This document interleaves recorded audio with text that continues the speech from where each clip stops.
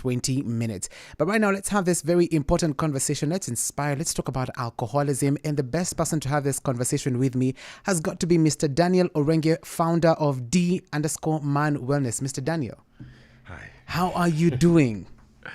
Great. Everything is wonderful? Fantastic. I mean, you're popularly known for voiceovers. This is something you do with your full heart. You enjoy doing. How long have you been doing it? Dude, I've been doing it for, I think, because I'm 39. So I started when I was 20. I've been attempting since I was 20. So that's 19 years. 19 years, close to 2 decades. Yeah. Nice. But I got recognition when I became sober. Nice.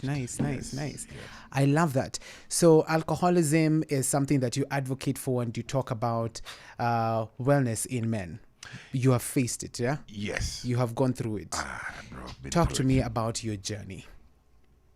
Well, my journey is long. I mean, I'll do my best to squeeze it into the show. But it spans from around 12 years. I can say 10 to 12 years. Okay. And you know, that's basically career building years, man. That's some of the hardest things that I have to deal with. But one good thing is that I'm a born again Christian. Right. So I have hope. You know, that's one thing that many people in recovery don't have. So I'm grateful for the foundation I have from my parents. Okay. In the church, and that gives me hope. So I mean, first and foremost, you know, no one ever wants to be, you know, an alcoholic. That's true. We all had a drink for the fun of it. And that's the most important thing. And if that can be well understood, we could sort of try and understand then why can't this person stop drinking despite what it's doing to him? That's true. That's the questions people are always asked. Exactly. Yeah. But we've never really been taught about it. But I got to find out why later on in life. But as mentioned, I mean, I was looking forward to partying and drinking because I felt like I was quite restrained growing up. The conditions at home were not, they were a bit strict. So I was waiting for 18, you know, and I'm sure this can relate with many other people in my age gap. Okay. We're all waiting for that particular point when you can go out and have fun. And I went out and I had fun. Okay. And the world was waiting for me and we did partake of alcohol. So the age is 18 when you started? Yes, 18 is when, because I remember before that, when I was in like Form 3, I skived, you know, to go out. But going out then was about dancing. I remember remember the old Smirnoff experience. I remember once being on a speaker and dancing the whole night. It was never about alcohol. You were literally the life of the party. Yes. Huh? Okay. But immediately I got introduced to alcohol, then things started changing. You know, now everything started revolving around alcohol. And I remember like when I was at USIU, each time I used to drink, that's where you went to uni, yeah? Yeah, that's where I went to uni. Okay. Each time I used to drink, I used to black out. Jeez. That's volumes of alcohol, yeah? No, it wasn't. It's just my body type, my genes. Oh, okay. Because other people drink more than me and they'll be fine. They'll be okay. But Dan, immediately we drink, there's this particular hour he just shuts off. So I used to lose phones and everybody used to have these jokes about me. There's a time I was caught in a magazine because I'd blacked out outside a club, the village market it was called Sikiliza. Was it called Sikiliza or something like that? And the Pulse magazine took a picture of me and put my name, put me on the paper and wrote there, another nigger. Oh my! It was very embarrassing. Yeah. It was very embarrassing being seen like that. So the sad thing is that each time now I would try to drink, I was on a mission not to black out. Right. You get. How bad was it for you in uni? Were you like so hugely ridiculed? Lecturers said things. No, not really.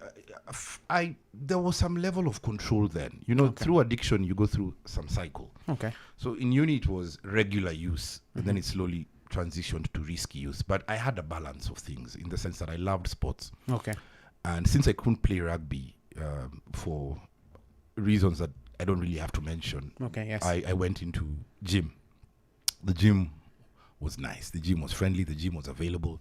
So I used to exercise a lot. So the gym used to give me some allowance to make wise choices when people would go drink. So that's actually what helped me get through uni, having that on the side. Because when you exercise, it's contrary to what you do when you drink.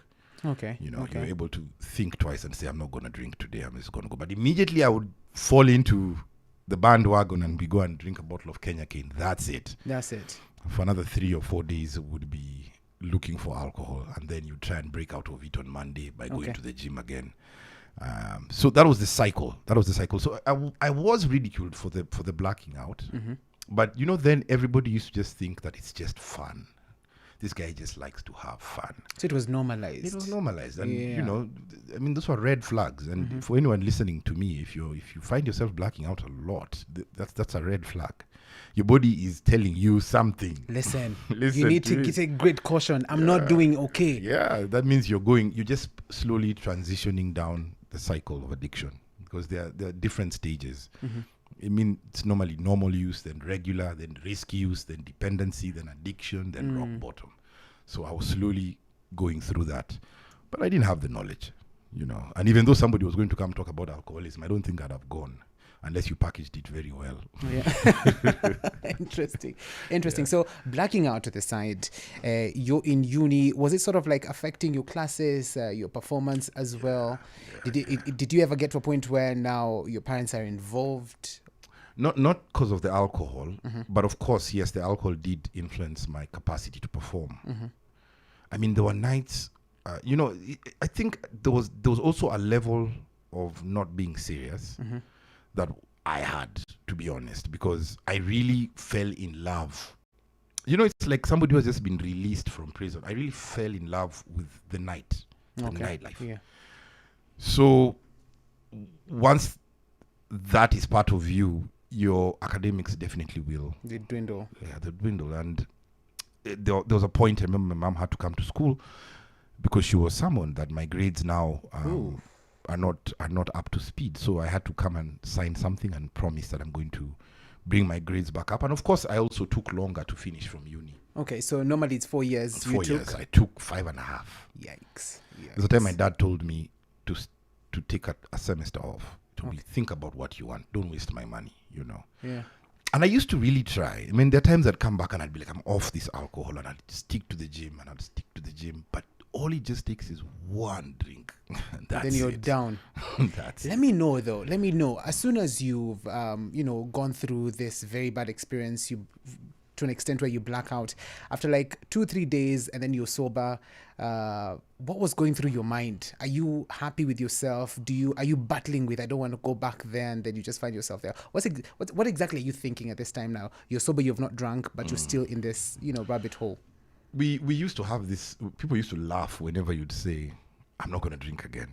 It was a common saying. Still happens to date. Yeah, yes, it was a common saying.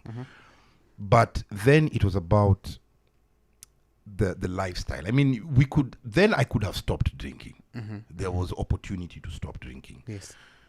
But it was the peer pressure, the nightlife. You can't miss out on that, because without that, or everything else was boring.